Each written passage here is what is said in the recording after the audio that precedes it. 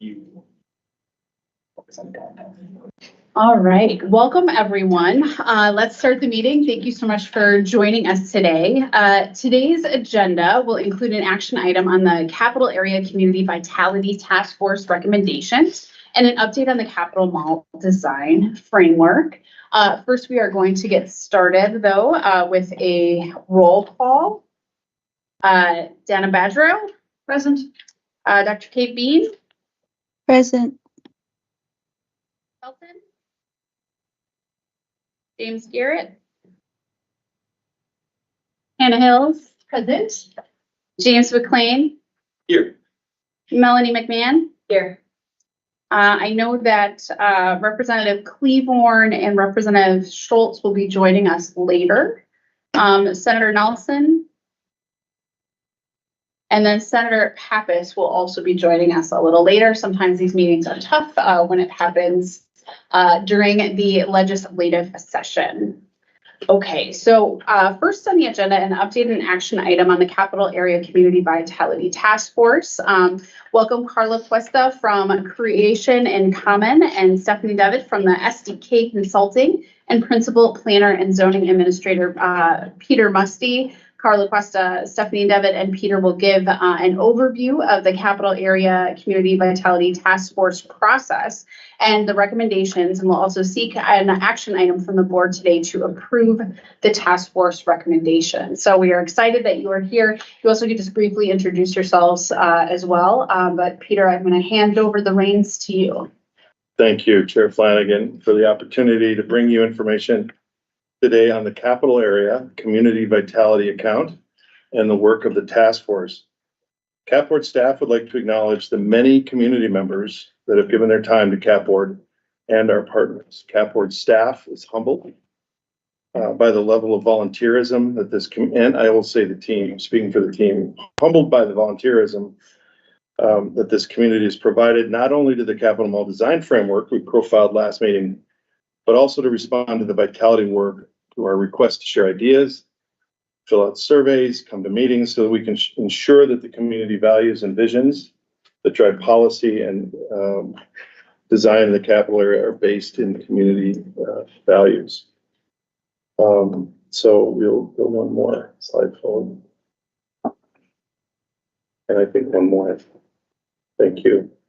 As many of you recall, $5 million were provided via the Minnesota legislature in 2023 to fund investments in community vitality in the capital area. The legislation defined community vitality as investments in support of safety, livability, and economic health. The legislation also provided that task force members consist of community members and representatives and be appointed by the mayor, the Minnesota legislature, and the governor, and the board itself. Their task was to convene and collaborate on a summary report, which is included in your packets at this point, and they're posted online at the CAP Board website, recommending a design for a mechanism to transfer funds into the community, including a program plan and model for governance and administration. CAP Board staff were also empowered by the legislation last year with resources to hire a team to assist the task force. Accordingly, we have invited task force members and the staff consultant team to deliver those recommendations to you and to answer any questions you might have related to the fund. We have staff planning and community development leads available from the city of St. Paul, who is now identified as partner managing administration in partnership with CAP Board of the community grant programs identified in the report recommendations. Following their presentation at your direction, Chair, CAP Board staff has supplied draft language. Go to the next slide or two. Yeah, thank you. That's right.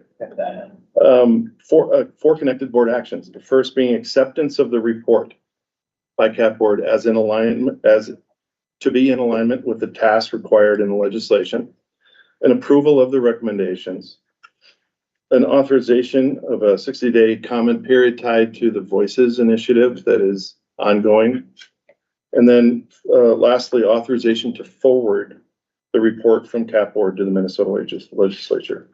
Thanks, Cindy, to go back to the slides of the speakers now.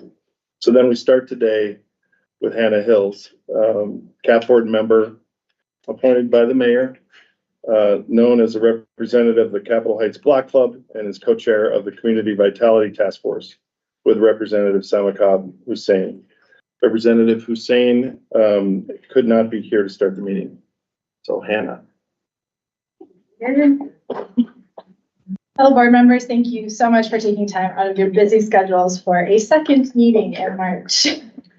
This work, when we're allowed to do it, is important work, and the Community Vitality Fund project in front of you today is one that is of incredible impact to the people living and working in the capital area. As I have said before, many aspects to the life of the capital area have been ignored because of the overlap that the city, county, and state jurisdiction have, which you won't find in any other part of the state. This has impacted both community identity and attention to growth and beautification. Squashed between Pennsylvania Avenue and the outskirts of downtown, the identity of this community has been pulled in many different directions, lacking a healthy cohesiveness of identity and purpose. Are we part of downtown St. Paul, Frogtown, East Side, North Side, North End, or just a backdrop of parking area for those working in and visiting the Capitol?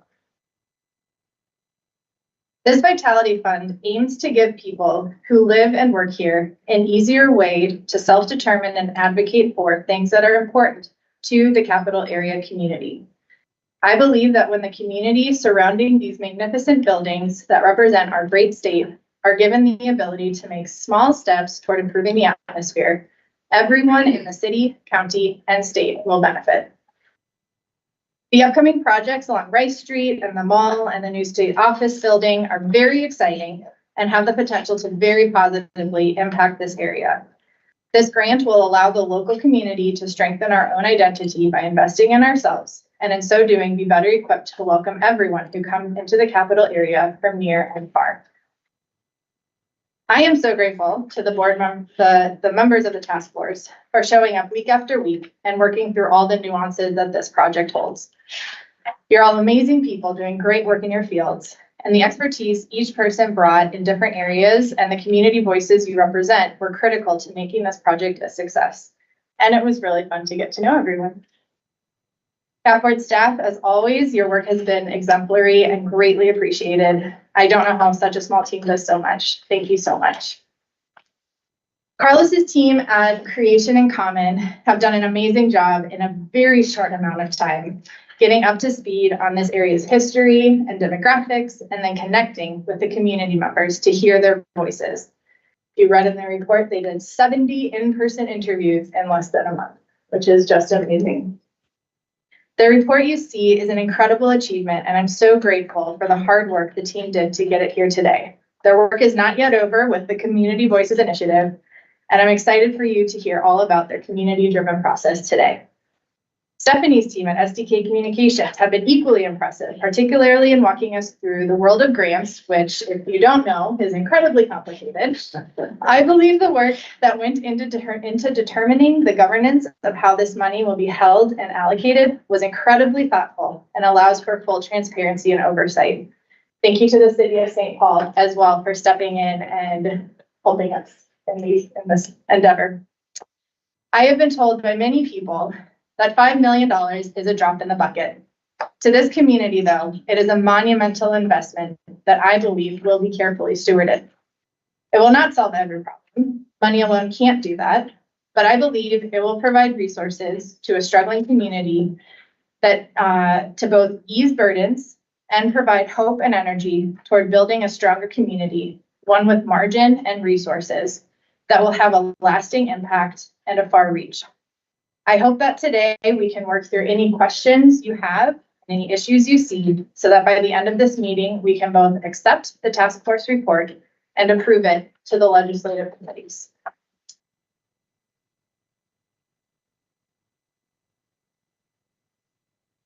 His team, Lindsay, Josh, and Jenny, have been absolutely amazing in this process.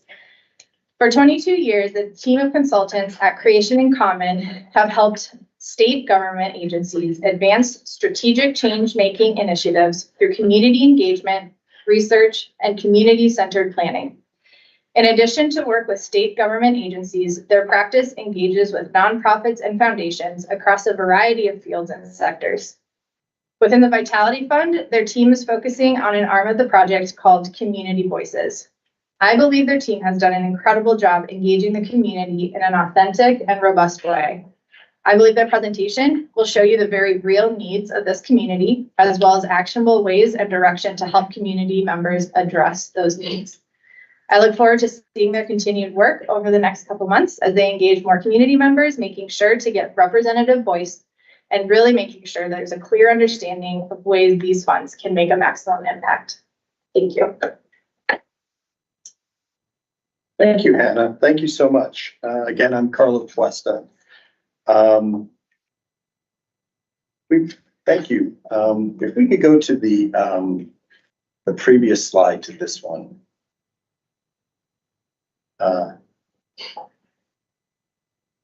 This framework that the community vitality framework that you see up on your screen here was developed by the task force, and I want to just talk through a little bit of the variety of information that came together through this process. We started with an extensive review of existing capital area planning and investments. As Hannah mentioned, we looked at demographic and social economic data. And we also brought that together with findings from one-on-one engagement with 70+ community members, as well as a review of grant making and administrative best practices for governing these resources, which Stephanie will speak to later.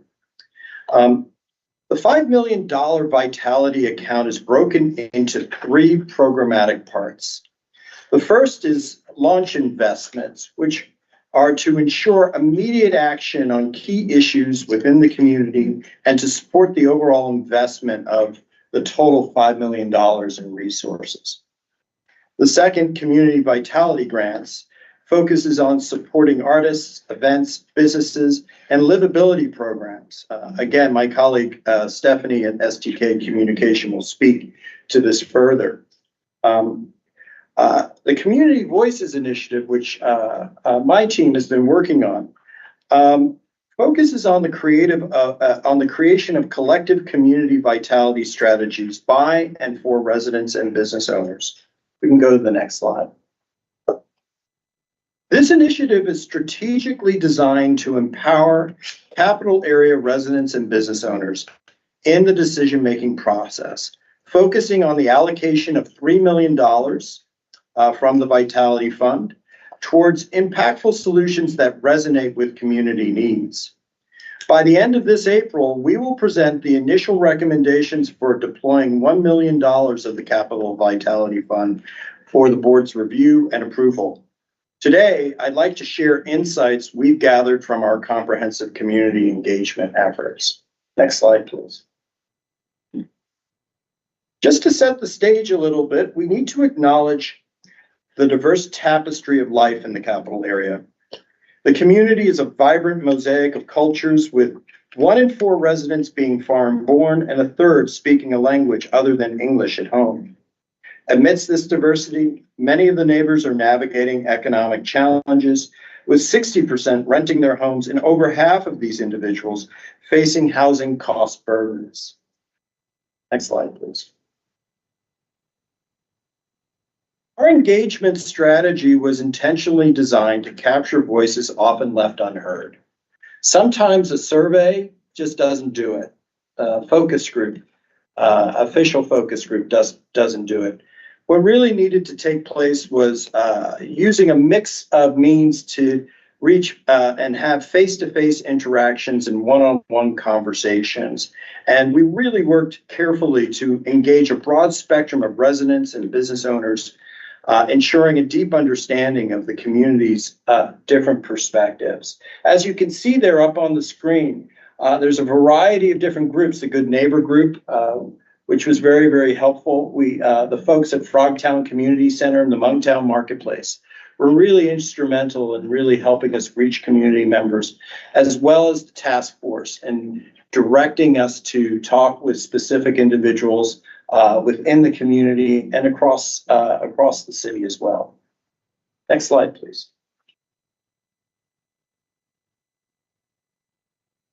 The community's feedback converged on a very powerful metaphor, a shared metaphor, the desire to unlock the capital area. This vision encompasses a longing for connectedness, accessible public spaces, safety for all residents, compassionate support for those in economic or health crises, and a flourishing local economy that reflects the cultural richness of the area. In essence, the community seeks to open up, embarking on solution building across 5 critical areas. The first is providing aid and support to alleviate the challenges on cost-burdened households. The second, tackling drug use and addiction with a spectrum of supportive strategies. Third, expanding programming for youth and young families.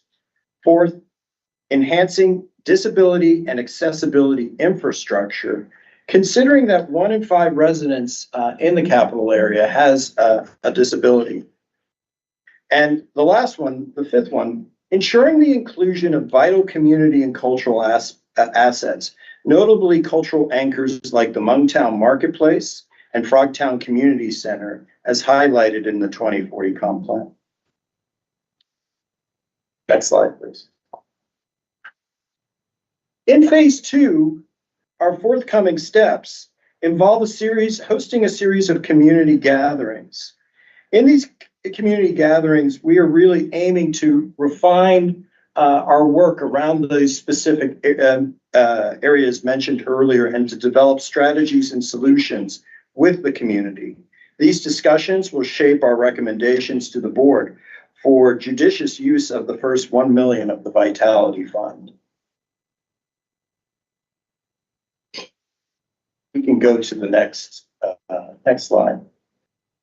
Moving forward, the remaining Community Voices Initiative funds will be dispersed by the city and CAP board staff in partnership to launch and enable specific strategies developed by community members that reflect and address the challenges of residents, business owners, and community stakeholders, and really reflect solutions that they are able to be a part of co-creating. And that will take place between 2024 and 2026. We can go to the final slide. Again, the Community Voices Initiative fits with the other 2 strategies, Community Vitality Grants and launch investments. And if we can go to the final slide, in my portion of the presentation, Peter, I'm going to ask you to join me on this particular piece as well. The launch investments, which is totals $500,000, is really to be responsive to things that we heard early in the process that were saying we need to address these immediately. One is this is really sort of focused on cleaning up the neighborhood. Second is on public safety contracts to boost safety with public safety within the area. And then also early technical assistance, really to help as we are moving into the grant program to help applicants go about their process of engaging with those grant programs. There's also staff capacity as well for CAP board staff built in here to help manage work with the city.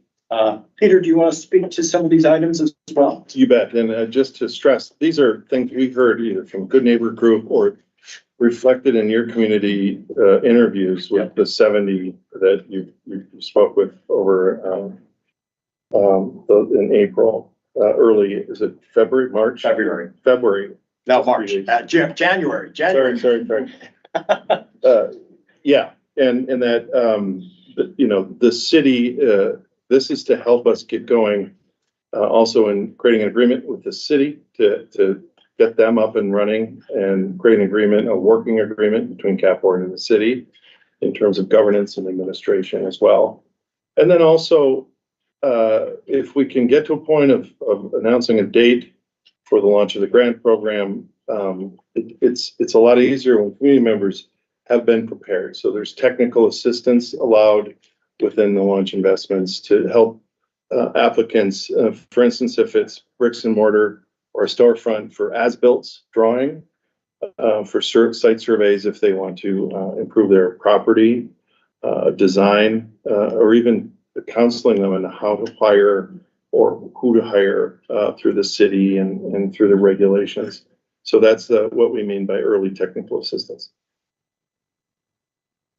Those are things we've heard that would be very helpful earlier rather than waiting for the grant program to be stood up. I just want to thank you for the opportunity to present. I think we'll keep going. All right. Thank you. So thank you, Carlo. And so we've asked Gloria Contreras-Eden to provide a statement about the work from her perspective. As a building owner, attorney, and a task force member, she has worked in a subgroup designing the Community Vitality Grants Program. Gloria. Hello, I'm traveling, I'm in a plane, and I just wanted to say thank you for your patience and kindness. I have my comments prepared. Just give me 1 second. I only have about 5 minutes, right? Okay. Well, here we go. Essentially, I've been a longtime business owner in the area. I've worked in the area for a long time. My law firm started in the area. I got my first small business loan from a small bank in the area, and I love St. Paul. But and I also own a small building there on Rice and Charles. And since that time, and probably for a long time before that, the neighborhood has changed significantly. It's presented many problems beyond really the scope of and capacity of its residents and business owners. And the community has needed the support and assistance of outside investment for a very long time. Many of us who work and live there have felt forgotten by our state, many by our legislatures and leaders. We've expressed frustration and weariness with the challenges that continue to this day. And funding for this work is an imperative. It's absolutely necessary because we can't continue this way any longer. But working with Peter and Eric and the entire Community Vitality Task Force has been something very special. I've seen government at its best. And I've been part of something really special in that the community has shared a conversation. We've presented opportunity together, and all voices have been heard. It's truly authentic, truly genuine. And even voices of those who are unhoused have been heard. That's very special to me because I experienced homelessness in the past. The process that has accumulated to this day has been genuine and authentic. More importantly, it's been transparent. What we've talked about, the hard conversations, the things we've learned and generated, they've been communicated back to community through small community meetings, through the churches. And I'm sorry about the background noise.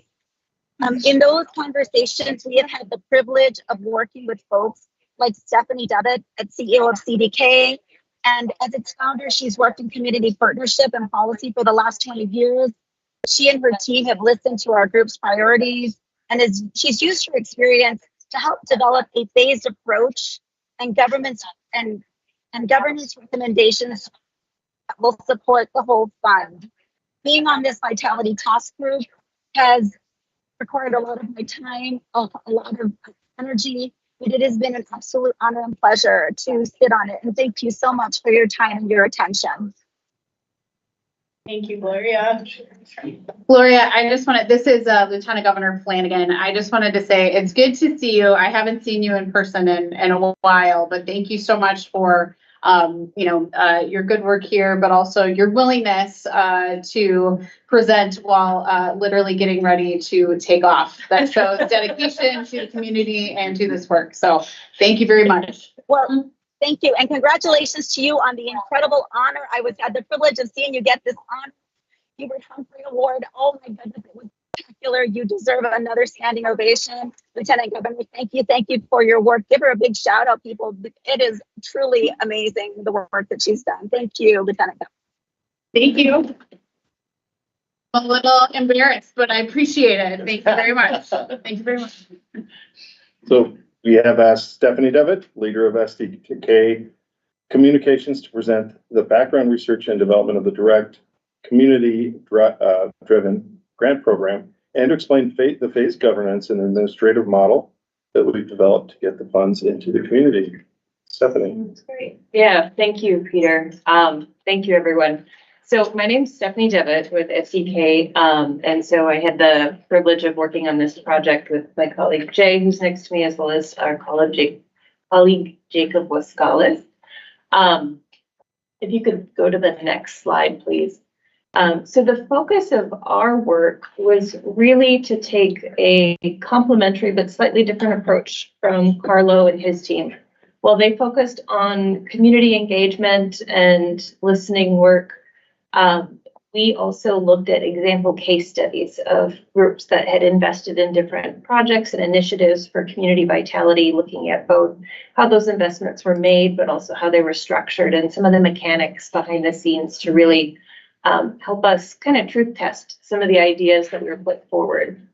So the case studies and interviews that we looked at, you can see on the screen here, we looked at the Lake Street reinvestments following the unrest after the murder of George Floyd. We looked at the Good Food Access Fund, Motor City Match, West Broadway Coalition, Downtown Boost out of Baltimore, as well as some work from Cura.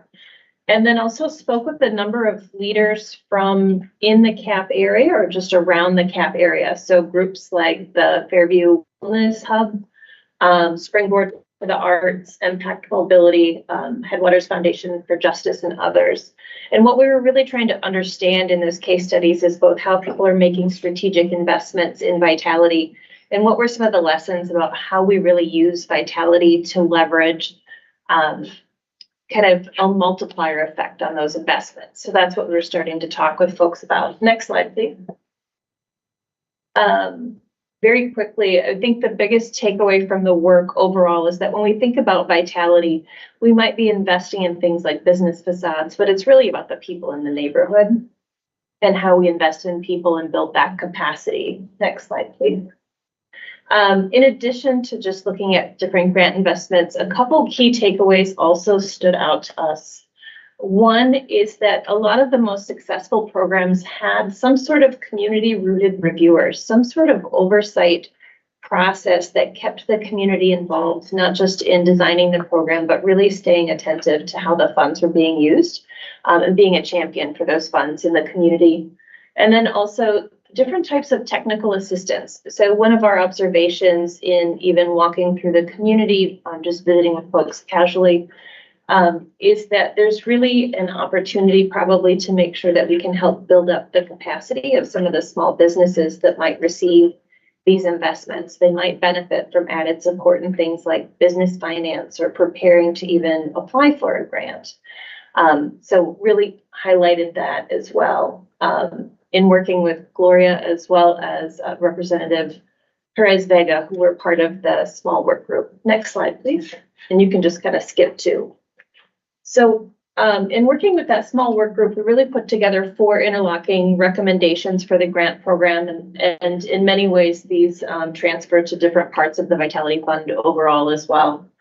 Number 1, structuring the grant oversight for community relationships. So you've heard mention of governance to date, and we'll talk about that in a second. Pursuing those grant strategies to maximize investments. Some topic areas that stood out: arts, business, and livability. And then there were some additional kind of non-grant programs and opportunities to extend that impact. So next slide, please.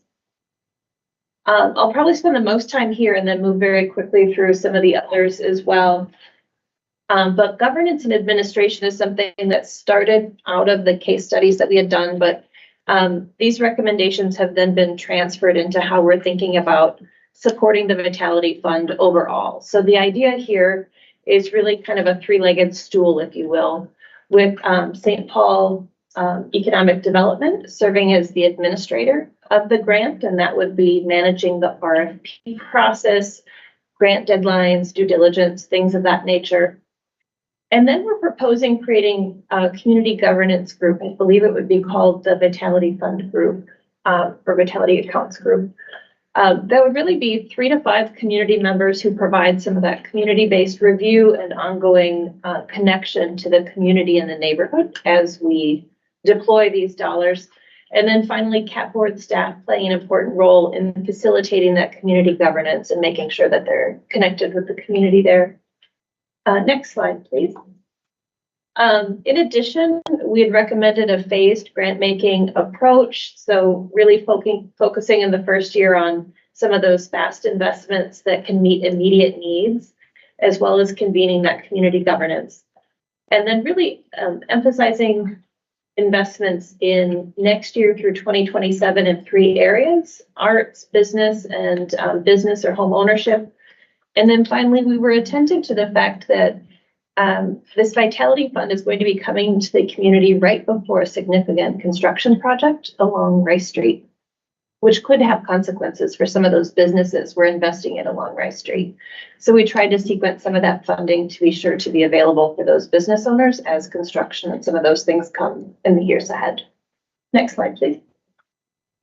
Just again, topically, the focus areas that had come forward from the group were arts, business, and early enhancements, things like activation events, lighting, safety features, etc. And then also that attention to technical assistance so that people in the community can take full advantage of these grants. Next slide, please.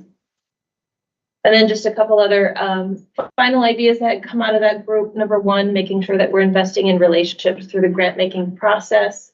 And then number 2, thinking about those non-grant programs to extend impact, if you will. And that's things like, Peter had touched on some of these ideas earlier, things like ambassadors or special services that can alleviate neighborhood pressures and that community governance to just give attention. So that was the entirety of the composite. I think that's both reflected in the grant program and then sprinkled out in other areas of the fund. Next slide, or I think goes back to you, Peter or Carlo. Thanks, Stephanie.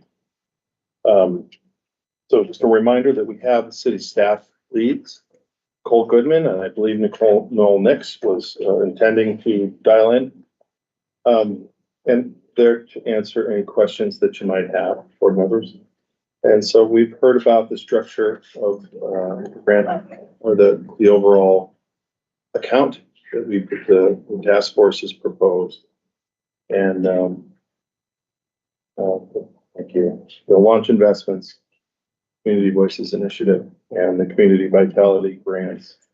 So I will, we have a slide about next steps, but I think I'll go back to Lieutenant Governor if like to facilitate discussion. Absolutely. There's a very adorable child on the screen, so I just have to wave briefly. Members, thank you so much for this. This is, I just want to name how much work has gone into this. And I don't just mean like this, like what is immediately in front of us. I think about the task forces that we had previously as we were determining processes for the CAAPB board of community engagement, how we move forward for the addition or removal of you know, any statues, artwork, etc. That really, I think, laid the groundwork for how we have engaged in this process. And I just want to say thank you. There's a real opportunity here. I think all of these roles that we have, right, are temporary. And so there's a real opportunity here to create the kind of infrastructure and thought that will change the way that the CAAPB board, the city, the neighborhood, the community are in relationship with each other and just how we move forward. So it's just, I'm very, very grateful and just thank you, Peter, so much for your good work, especially in leading us through so much of this. Your expertise and relationships has been a very important tool for the success of this work. So with that, I'm happy to take any questions from board members. And I wanted to also just, acknowledge that Alicia Belton has joined us and Representative Schultz as well. Ms. Badrow. Well, thank you, Madam Chair. I'm a little overwhelmed, to tell you the truth. I'm blown away by the amount of community input. It's just remarkable, and the breadth of it, and the depth. However, and I understand the framework that you're putting together that will move us forward. It's the moving forward piece that kind of stymies me a little bit. There's not much money there. And you've got cleanup activities and all kinds of things that are kind of more immediate. Have you thought about the budget and how much can get done within that budget? The launch investment in particular. Yeah. I will, Chair. Go That's, right ahead. we have thought a lot about the budget. We don't have details in terms of a breakout for exactly how, because we're going to want to work with the community in making some of those decisions.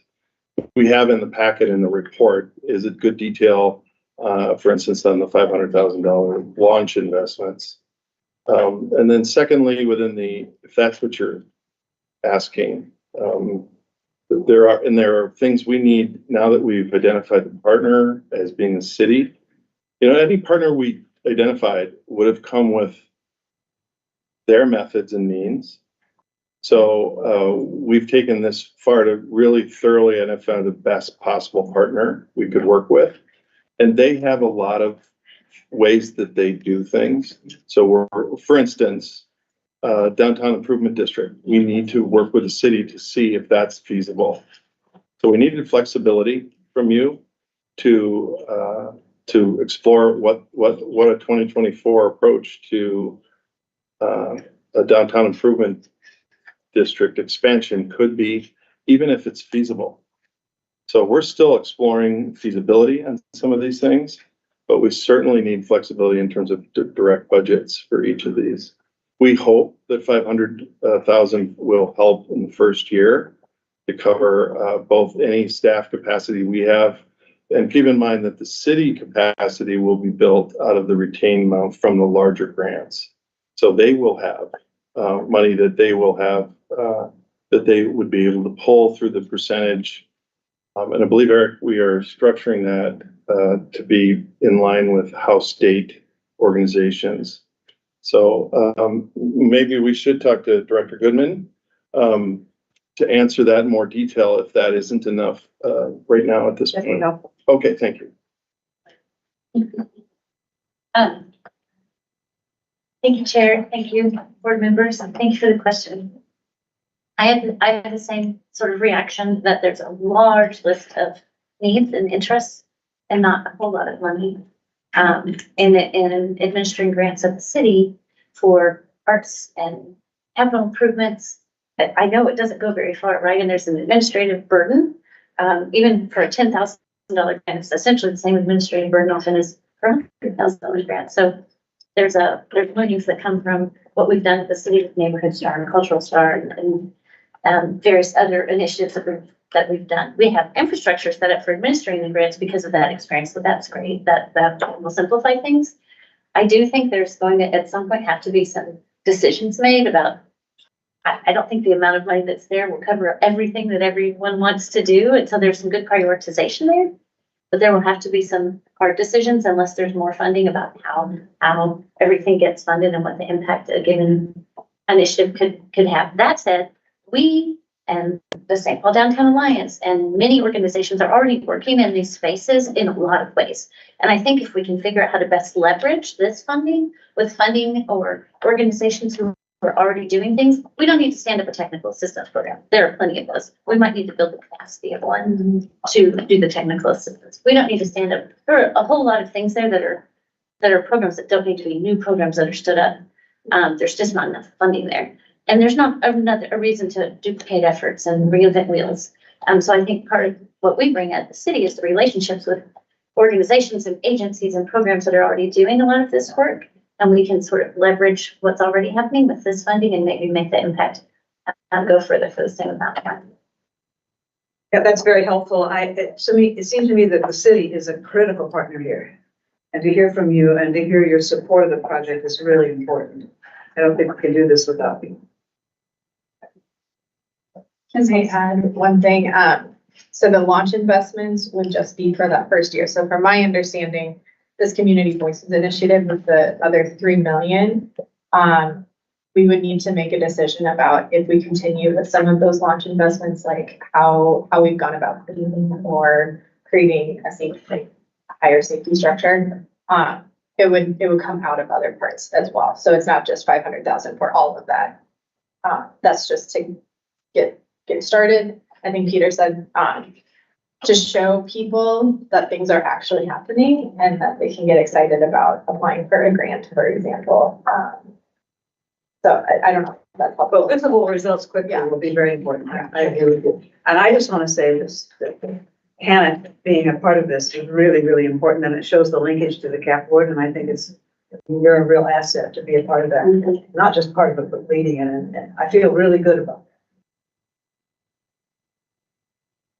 it. Additional questions? I was going to say that, you know, the city is us, you know, we have with our appointees here, That's true. you know, we're not going we're not outsourcing this. This is the city. This t-shirt is an example of the last time we did this. And so we have an idea of what it's like to work with the city in administering grants on Rice Street. So we've done this once before. This is a little bit larger.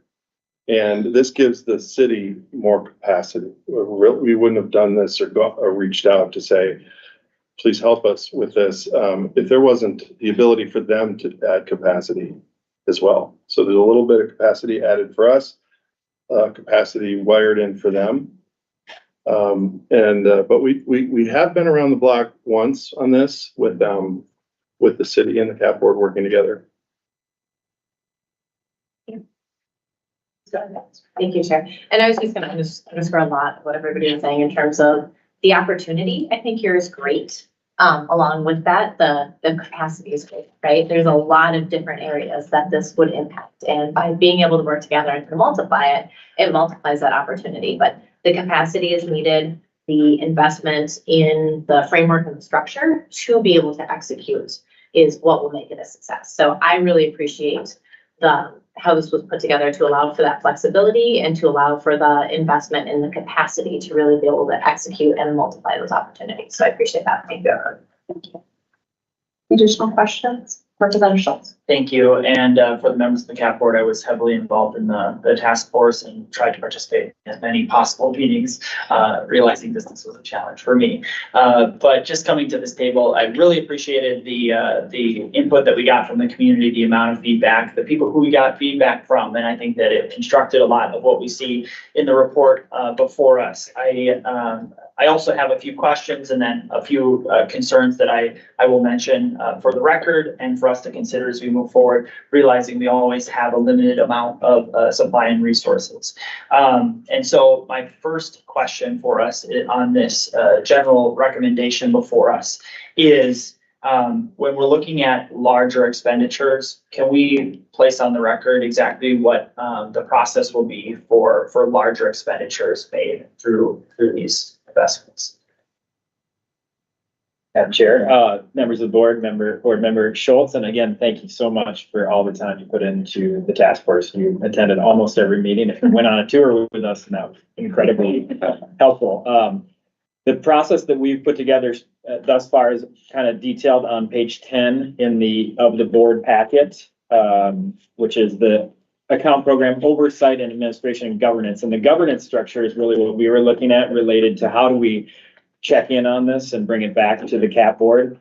And what we're recommending, and this can still be changed or up for debate, is that the CAP board helps appoint a capital area vitality grant committee of 3 to 5 people that's made up of members it's a limited time group that's made up of members from the neighborhood, as well as could be CAP board members or other folks that utilize the capital area, and have that grant committee first come and assess the grants that are being proposed for the Community Voices project, and then bring that forward to the CAP board for approval.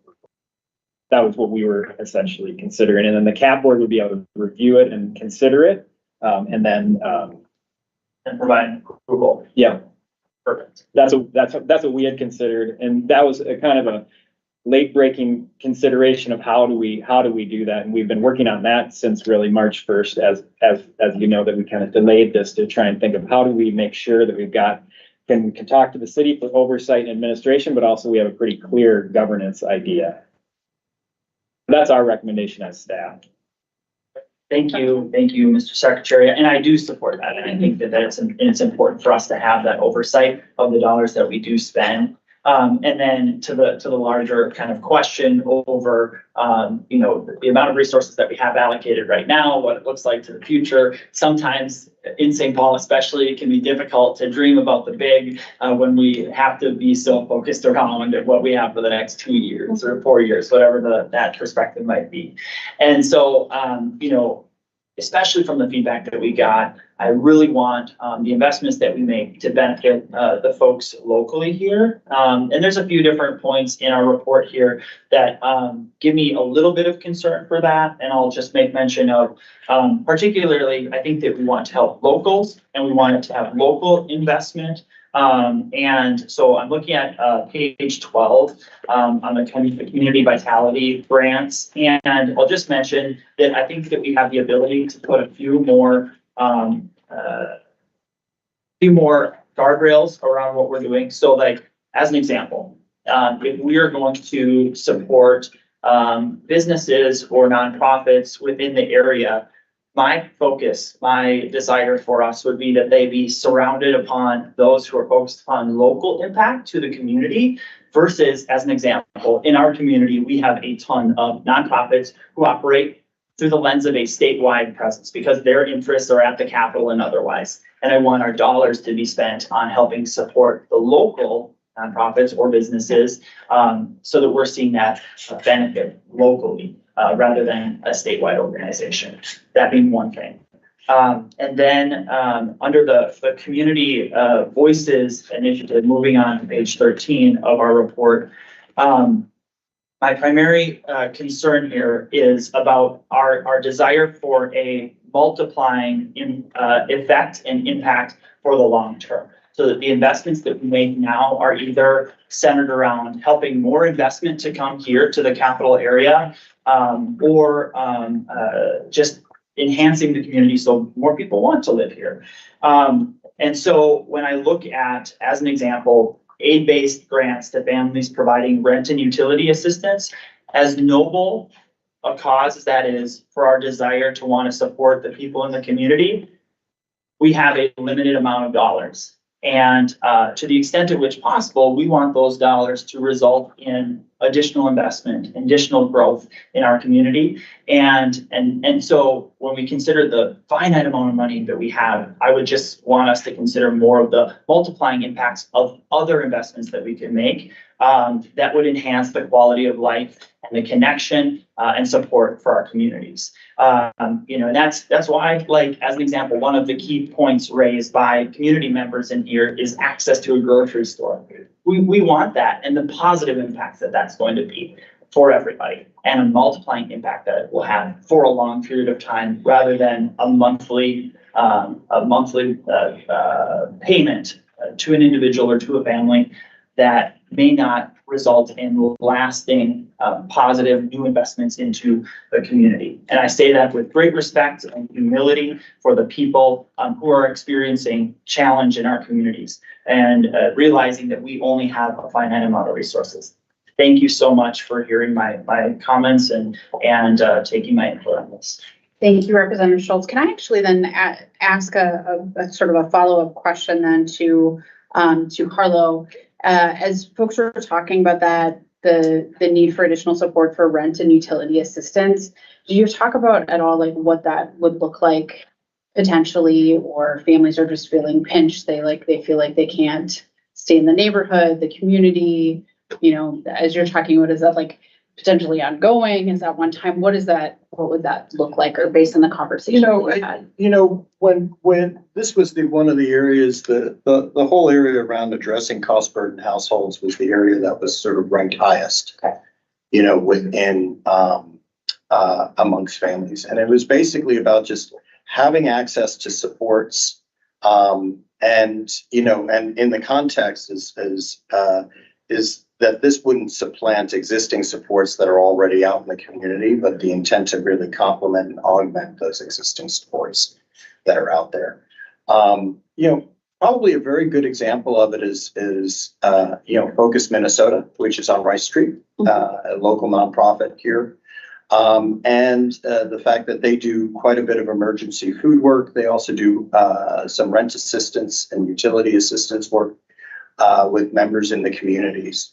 So they're providing, direct assistance to families that have basic need challenges. What we heard from families is that those basic needs are real. That a case, when we're dealing with food insecurity, when they talk about food insecurity, they're talking about it not in the context of just being hungry, they're talking about it in the context of paying their rent, of, paying their utility bills. So families will look at sort of paying those things first before feeding themselves. So those are the kinds of things that came up again and again and again. When asked for solutions, and the bullet points that are listed in the report here were the solutions that came from community members directly. They weren't synthesized by us, but there were things that they raised. So one was looking at aid-based grants, and looking at providing some form of rental or utility assistance. Thank you. That's really helpful. And I think Executive Secretary and Mr. Musty, as we're looking at this, that it would be that group of 3 to 5 who would then work to determine what this would potentially look like. That's Correct? Okay. Sure, yeah.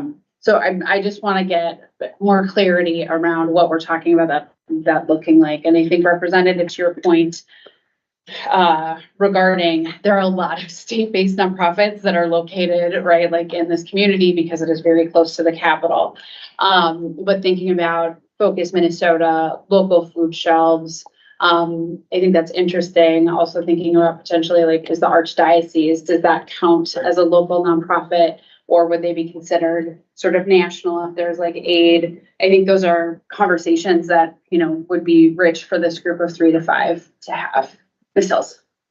Yeah, I think I had 2 thoughts. When I look at these suggestions that came from the community, and then hearing Dana's comment about how, it's not a lot of money. I think these are things that we're going to have to make those hard choices of what is going to actually receive the funding. I don't think all of these things can receive the funding. So having that group of 3 to 5 understand from Carlos and Stephanie's work where those biggest needs are, pulling from this list, I think that's my understanding of how this is gonna come to fruition.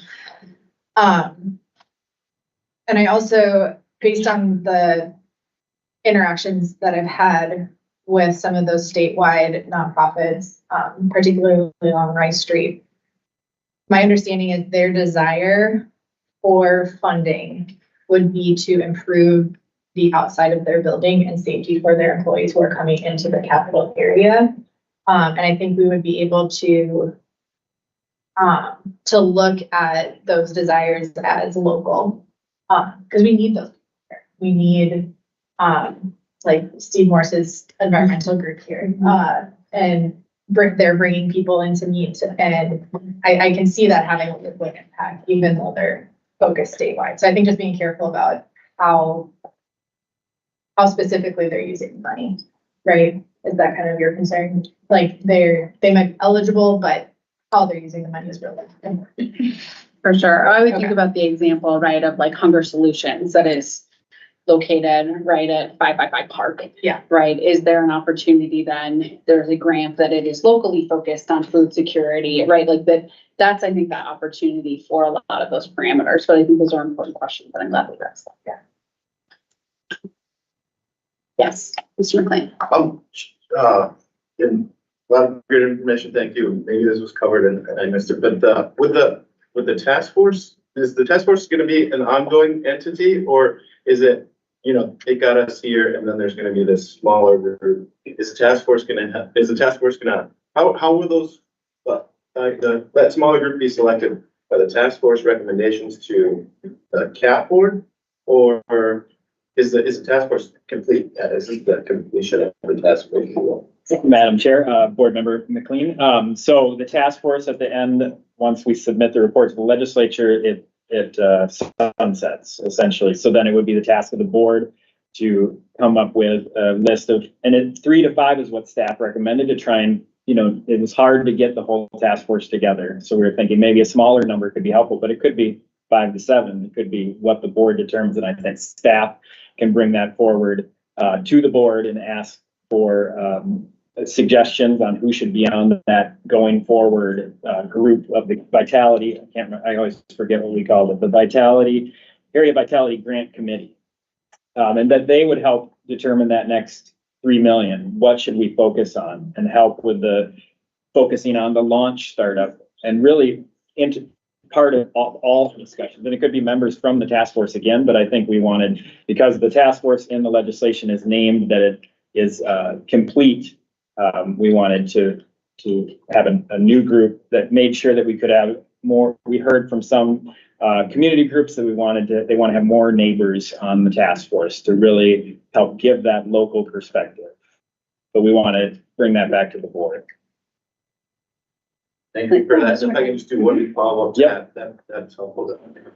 And I don't know if maybe that's, if that group will have capacity, or maybe that's the role of the CAP board, but I'm just wondering, is it built in there somewhere to somebody to help identify kind of other opportunities outside of this funding? So will that group be able to do that, whether it's like, applying for the City of St. Paul's cultural or neighborhood star that would be, synergistic with some of this work, finding other grant entities? I don't know, maybe recommending back to this group that we should advocate for additional state funding down the road for this type of work. I'm just wondering, is that kind of contemplated within the scope of this new group as well? Or are they really just focused on what's already been allocated by the legislature? And Madam Chair, Board Member McLean, at this point, we had mostly thought of them focusing on the grants and staff. We've had some conversations with the St. Paul, Minnesota Foundation, or we had conversations with the city or the county. I think we would gladly take their help though too, because it's really mostly Peter and I, and it's just Peter and I and Cindy. So we would gladly take more help with that. And I think that's a great strategy if we could utilize that group too, but we weren't putting that on them as well. We were thinking just the grants would be a lot for them to go through. Mr. Executive Secretary, I think while this process itself, right, or the ask in front of us is fairly narrow for the 3 to 5, I would like to acknowledge the spirit with how Director Goodman has come to the table, right, and how we've really approached this work with the community and the neighborhood, that I think there is an opportunity, and in many ways, I think a responsibility of the CAP board to think about, like, how do we leverage this board, our role, opportunities, and I think even beyond, we'll maybe get a little over my skis, but we'll move beyond the borders of St. Paul, only in that this place really does belong to everybody. And how do we make sure that folks across the state really feel engaged in that ownership for what happens in this community around here also impacts the kind of experience and access that people can have to the Capitol itself. I don't know, Director Goodman, if you want to sort of add anything. Yeah, Chair, thank you. I was thinking the same thing. It's not, we haven't talked about it yet, but in my head, in administrating this program, which a piece we hadn't talked about, but could add on, because I think we have those connections. There certainly needs to be a landscape analysis of what's already in existence for all these. And that's kind of what I was talking about. Like, we don't need to reinvent the wheel, but someone needs to put together a matrix of here's the goals, here's who's already doing that in this space. And that's a thing that needs to happen first, so that we can determine where are the gaps, and how could this bit of funding kind of fill some of those gaps, and then and maybe identifies areas that need to be funded more extensively in the future. There's ongoing work as well within the Department of Administration for our Office for Equity and Grant Making that I think will sort of inform some of the ways that we can approach some of this work as well. So I just want to name that and get that into the record as we're thinking about what this looks like potentially. I'm also very conscious that time is held. I'm going to come to you though. Thank you. Yes. Hearing you say that makes me hard. So happy to hear you say that, because I think since coming to this board, my brain it's just overwhelming how many things that this board is brought before this board, and to know, like, to hear conversations out in the community And I think the Good Neighbor Group has been an incredible place that people can come to and kind of talk about all the things that they're doing, and people can make connections there. And so I'm really excited about all the connections that are finally starting to be made, because when people operating in silos, nothing very effective happens, in my opinion. So that makes me really excited that we can hopefully sit down and look at all those ways that we can most effectively empower people in this area. I'll stop there because of the time. No, thank you, thank you. Absolutely. Any additional questions from board members? Yes. Madam Chair, I would just say that this is an amazing report. It lays out, it's a tremendous agenda for us. I'm glad that we've thought about how we're going to implement it, but I think the action today is to approve the report. And I think we should do that. You're always bringing us back to, that's why she's the vice chair. We'd be in trouble without you here. Well, that's great, because that brings me right along to the resolution that is now on screen. As executive secretary, I don't believe that you need to read this in full, but if you want to just speak to it briefly, that'd be great. Thank you, Madam Chair. I can just give a brief overview of it. You can see the full text up there, and of course, we can take amendments there on the bottom with D. But basically, this is the acceptance of the task force recommendations report as a completion of the legislation. And then approval of the framework presented in the report, that includes a plan for disposition of the funds and an outline of the plan to oversee, govern, and administer the capital vitality account. The approval allows for next steps, including the issuance of the report to the legislature, pending any changes or revisions from the board. A couple focus on number 2A there. We're going to open up a 60-day comment period that will help with the work that Carlo's group is going to be doing on the community voices, so we can make sure that we can get that word out, that people can continue to give comments to us on how we should be focused on spending those funds of the community, the Community Voices Initiative, so many different names. This empowers us to convene the board again if should there be significant comment voiced during public comment period, or that could also be at the legislature, and that we will be presenting approval when grants are put forward. Basically, this is in C. When grants are put forward, this community grant committee that we talked about will bring that back to the board, and before we distribute any grants, and that we will also bring this to the legislature hopefully this week. So I talked a little bit more than, but I wanted to make sure, because of some of those specific points in there, we wanted to make sure you knew that was in there. Thanks. Thank you. Is there a motion to approve this resolution? So moved. Is there a second? Seconded. Excellent. We have a motion and second. Is there any discussion? Okay, seeing none, I will go ahead and make sure that we can vote here by roll call. Executive Secretary Dahl, please call the roll. Thank you, Madam Chair. Dr. Kate Bean, board member. Yes. Board member James McLean. Yes. Board member Hannah Hills. Yes. Board member Melanie McMahon. Yes. Board member Representative Isaac Schultz. No. Board member Alicia Belton is on there earlier. Yes. Great, thank you. Board member Senator Carla Nelson. Thought also that she had talked. Okay. Board member Dana Badgero. Yes. Okay. I'm not sure if any of the senators or representatives here. So, Chair, Lieutenant Governor Peggy Flanagan. Yes. I'm not sure if Senator Sandy Pappas or Representative Jenny Cleaborn. Leave it on here, just in case. All right, and with that, we have 7 yays and 1 nay. Excellent. So the motion is approved. Thank you. Let's move on to the next item on today's agenda, an amendment to the resolution passed last meeting on the Capital Mall Design Framework. Please take it away, Executive Secretary. All right, thank you, Madam Chair. This is just a really brief update. We'd like to ask the board, we had last meeting mentioned that we would be coming back to the board on a very specific date of April 12th And the comment period ends April 5th for the capital mall design framework. And we want to have enough time to turn those comments around and come back to the board and not have to come back multiple times. So what I'm really asking for today, if you go to the next slide, is a resolution to basically empower me, the executive secretary and the chair, to convene the board in May of 2024 to bring back the capital mall design framework for its final approval of the framework and phase one. So it just gives us enough time to continue working with other partners like the city, the county, Department of Administration, as well as Sasaki. And that's the gist of the resolution. Is there any, are there any questions for the executive search? I would just comment, I think we kind of pulled that number out of the air. Yeah. As we were trying to fill in the blank. Thank you for your. It wasn't really that thoughtful, so this. Senator Pappas brought us to that point, so yeah.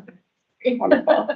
I think we certainly want to make sure that you have the opportunity to do this work well and thoroughly and thoughtfully. So I appreciate it. Okay, let's pull up this resolution here. We can walk through it. So the board empowers its executive secretary and chair to convene the board in May of 2024 after the comment period is complete for an update on the capital mall design framework and final approval of phase one of the capital mall design framework. Is there a motion to approve? So moved. Excellent. Is there a second? Second. It has been moved and seconded. Any discussion? Okay, seeing none, let's go ahead and vote by roll call. Executive Secretary, please call the roll. All right, thank you, Madam Chair. Board Member Dr. Kate Bean, Yes. Board Member James McLean, Yes. Board Member Hannah Hills, Yes. Board Member Melanie McMahon, Yes. Board Member Representative Isaac Schultz. Yes. Board Member Alicia Belton, I abstain. Board Member Carla Nelson. Board Member Dana Badgero. Yes. And Board Member Chair Lieutenant Governor Peggy Flanagan. Yes. And with that, it's 7 yeses and 1 abstention. Excellent. Okay, thank you so much. So you have a little more breathing Yes, room, thank you. okay, to be able to get this done. The Capital Area Architectural and Planning Board has adjusted the date the Sasaki and the final CMDF will return to the board in May of 2024. The last item here is just the approval of our minutes. Is there a motion to approve the October 4th minutes and the minutes dated March 1st of 2024? So moved. Excellent. I actually don't believe that you can move that because you weren't here, but thank you. Yes, you weren't yet on the board. March 1st, Yes. 2024? Yes, she was there for that one for sure, but not the others. Not the other. Yeah. Rescind motion. I shall. Oh, excellent. Ms. Hill, is there a second? Second. Excellent. Any discussion? Seeing none, we can just take this as a voice vote. All those in favor say aye. Aye. Any opposed? Excellent. The minutes are approved. Go back. Yes, absolutely. And the last thing here we will do is go back to the next steps for the Community Area Vitalities Task Force. Thank you, Madam Chair. We just didn't cover that. We wanted to make sure we got that resolution done. We just wanted to let you know that now the report will be referred to the legislature. We'll send out that letter as soon as we get back to the office today. We're going to continue the Community Voices Initiative, and we'll continue to work with the city on an agreement and partnership for this task force and the recommendations. And then next we'll be coming back to the board here, possibly at this Sasaki meeting in May, to put together a grants governance committee, and we can start working on that. And then we'll start developing launch investments for 2024 and looking at some staff capacity for CAAPB board to hire a temporary contract staff to help with some technical assistance and some administration oversight. And we'll continue to give updates to the board. So thank you all very much. Thank you very much. Is there any additional questions, discussion? I would just encourage people, if you would like to be a part of that committee, to reach out to the executive secretary. It will be more work, additional work, but it's good work if you can get it. It's important, right, as we are moving here. And I just want to say to our consultants, thank you so much.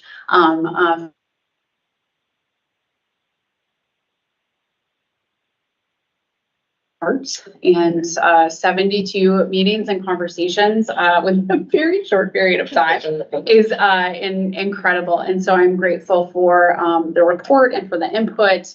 And I also would just say that Ms. Hills, as you have gone through this process, like coming in from your first meeting and now, like it has been incredible just to watch how you've connected this board more intentionally than ever before with the neighborhood and community. And we just have a lot of gratitude. Yeah. So very much appreciated, and was excited to see all three of your kiddos in one time. Amazing. So good. And Director Goodman, thank you for being here, for your good work, for coming with the just spirit of collaboration. I think there's so much that we can do together. So, and with that, we're adjourned. Thank you so much. You get 12 minutes of your life.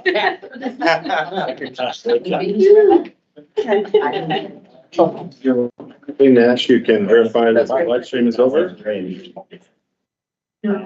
Get into committee. Yes. And also thank you, Nash, for running the live stream. Thanks again.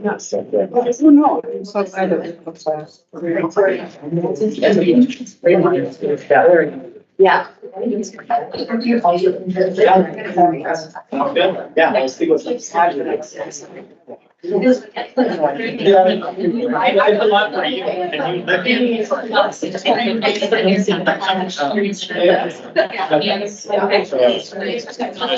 believe she is the director. Should ask her. Director of planning and economic development. Director of planning. I didn't have any. And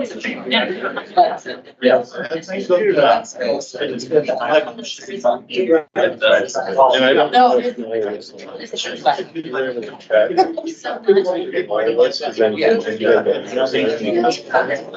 Thanks for everything, Nash.